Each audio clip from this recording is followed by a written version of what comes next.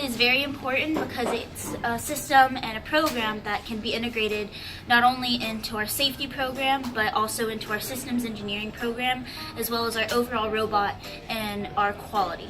And that prevents us from buying extra and spending more money on things we don't need. Now we have our bolt wall where we can get a 1/4 20, 1 1/4 inch. When the tools are in their proper places, it's easier for me to find and learn more about the tools. 5S. 5S for success. And the very last part, it's safety. Safety first, guys.